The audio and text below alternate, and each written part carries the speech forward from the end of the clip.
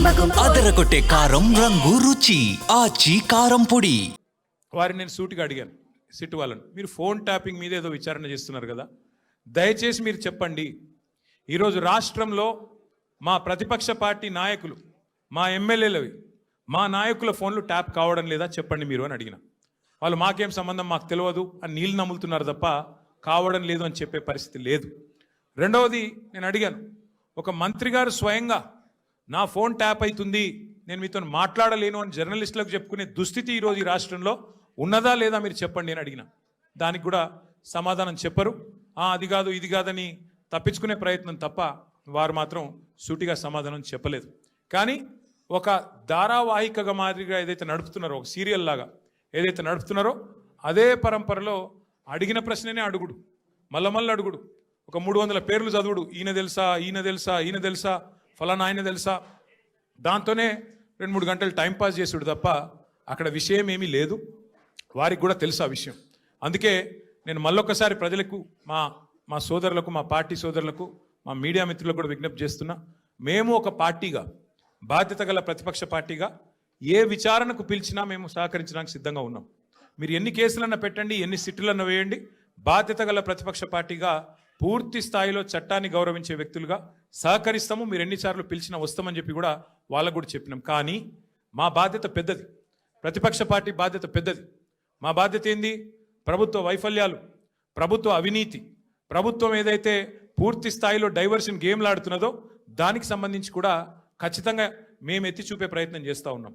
ఇవాళ సింగరేణి టెండర్లలో దొంగలు దొరికినరు, సింగరేణి టెండర్లలో ముఖ్యమంత్రి మంత్రుల మధ్యన వాటాల పంచాయతీలో దొంగలు దొరికినరు అని చెప్పి హరీష్ రావు గారు ప్రెస్ మీట్ పెట్టి ఆధారాలతో సహా ఇస్తానని చెప్తే కూడా ఇప్పటి వరకు ఉలుకు లేదు పలుకు లేదు. సరే మీరు సిట్లు వేస్తున్నారు, వేసుకోండి. కానీ మరి ఇవాళ మేము అడుగుతున్నాం, ముఖ్యమంత్రి అనుచరుడు, అత్యంత సన్నిహితమైన వ్యక్తి, అట్లాగే మంత్రి గారి ఓఎస్డి మధ్యన జరిగిన పంచాయతీ, 300 కోట్ల రూపాయల కోసం ఒక పారిశ్రామికవేత్త తలకి తుపాకీ పెట్టినరు అని చెప్పి కేసు రిజిస్టర్ అయితే దాని మీద ఎస్ఐటి ఎందుకు లేదు? స్వయంగా రెవెన్యూ మంత్రి కొడుకు ఇలా భూ కబ్జాలు చేస్తూ గుండాలను తీసుకొని స్వైర విహారం చేస్తుంటే దాని మీద సిట్ ఎందుకు ఉండదు? అట్లాగే ప్రభుత్వ సొమ్మును, ప్రజల సొమ్మును ఇవాళ ఈ ప్రభుత్వం కొల్లగొడుతున్నది, కాంగ్రెస్ పార్టీ నాయకులు కొల్లగొడుతున్నారు, ముఖ్యమంత్రి బావమరిదే కింగు పిన్ను అని ఆధారాలతో సహా చూపెడితే దాని మీద ఎస్ఐటి ఎందుకు ఉండదు? అట్లాగే HILTP అని చెప్పి పారిశ్రామిక భూములను కొల్లగొట్టి 5 లక్షల కోట్ల హైదరాబాద్ ప్రజల ఆస్తిని కొల్లగొట్టే ప్రయత్నం చేస్తుంటే దాని మీద ఎస్ఐటి ఎందుకు ఉండదు? కేంద్ర ప్రభుత్వ పథకమైన అమృత్లో ముఖ్యమంత్రి గారి బావమరిదే కింగ్ పిన్నుగా ఇవాళ కేంద్ర ప్రభుత్వ పథకంలో కూడా మరి అర్హతలు లేకపోయినా టెండర్లు కట్టబెడుతున్నారని ఆధారాలు కేంద్ర ప్రభుత్వానికి ఇస్తే దాని మీద సిట్ ఉండదు. అట్లాగే ఇవాళ ఒక AICC సెక్రటరీ గారు డైరెక్ట్గా బెదిరించారు అని చెప్పి కాంట్రాక్ట్ సంస్థ పోయి 8 కోట్ల రూపాయలు అడుగుతున్నాడు, లేకపోతే పని చేయనిస్తలేడు అని లిఖితపూర్వకంగా కంప్లైంట్ ఇస్తే దాని మీద చర్య ఎందుకు ఉండదు? ఇవాళ న్యాయం, ధర్మం, కాకి బుక్కు అందరికి ఒకటే తీరు ఉండాలి కదా. మీరు ఎన్నిసార్లు పిలిచినా వస్తాం, మీరు ఎన్ని ప్రశ్నలు అడిగినా ఆన్సర్ చెప్తాం. బాధ్యత గల నాయకులుగా చట్టాన్ని గౌరవించే పద్ధతుల్లో ముందుకు పోతాం. ఇవాళ వాళ్ళు అడిగిన దానిలోనైతే ఏమీ లేదు, వాళ్ళ దగ్గర కేసు కూడా ఏం లేదు. ఏదో ఇష్టం వచ్చినట్టుగా ప్రశ్నలు అడిగిందే అడగడం, తిప్పి అడగడం, ఒక రకమైన హరాస్మెంట్ తప్ప ఏమి కూడా లేదు. వాళ్ళు చేయగలిగింది కూడా ఏమి లేదు. I appeal to all my friends in the media as well, please, for the last 2 years the government has been indulging in massive attention diversion.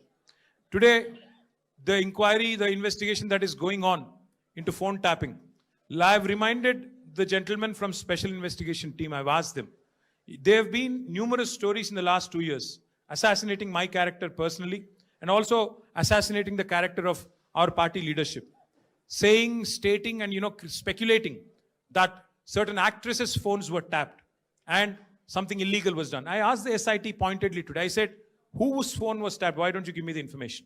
Which is this actor who has complained to you, or the information that you have, why don't you produce it?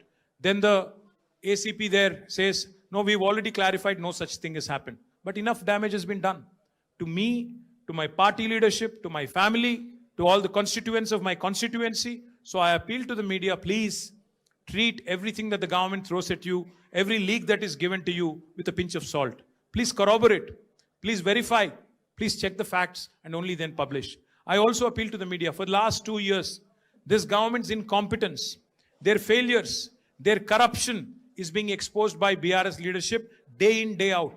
Be it Amrut scam, where Chief Minister's brother-in-law was the kingpin, or be it coal scam in Singareni, where again the same gentleman is the kingpin. Let us focus on real issues. Let us focus on the failures of Congress party and Congress government. They had made 420 promises to the people of Telangana by which they got into power. Today, they have been a disaster. Their government has been a disaster. Revenues are slipping. Telangana is falling under the weight of the corruption of the Congress government. So my humble appeal to the media also is to please focus on delivery of 6 guarantees. Please focus on the misery in this administration.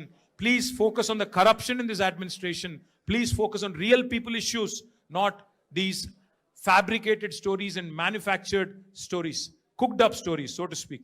So my humble request to all of you, మళ్ళొకసారి మీ అందరితో నా ప్రార్థన, దయచేసి రేపు మళ్ళీ రాస్తారు. మన హరీష్ రావు గారు పోయినప్పుడు ఎట్లయితే ఇది అది అది ఇది అని వడ్డించి కొత్త లీకులు రాస్తారో వాటిని విశ్వసించకండి. కావాల్సుకొని లేని ఉన్నట్టు ఉన్నాయి లేనట్టు ఏవేవో కథనాలు వడ్డించి రాస్తారు రేపు. దయచేసి అది కూడా సెలెక్టివ్గా రాస్తారు. కొన్ని మీడియా సంస్థలకే ఇస్తారు. ఎవరికి ఇవ్వాలో వాళ్ళకే ఇస్తారు, వాళ్ళ అస్మదీయులకే ఇస్తారు. కాబట్టి జాగ్రత్తగా దయచేసి మన వాళ్ళు కూడా ఎవరైనా సరే వీళ్ళు రాసే కథనాలు, వీళ్ళు పెట్టే స్టోరీలు, ఈ cooked up stories, cock and bull stories నమ్మవద్దు. మనం చట్టాన్ని గౌరవించే పౌరులుగా ఎన్ని కేసులు పెట్టినా ఎదుర్కొందాం. కానీ ఈ ప్రభుత్వాన్ని, వారి వైఫల్యాలని ప్రజాక్షేత్రంలోనే చీల్చి చెండాడదామని చెప్పి మళ్ళొకసారి విజ్ఞప్తి చేస్తూ ఈరోజు సంఘీభావం తెలిపిన ప్రతి ఒక్కరికి ధన్యవాదాలు.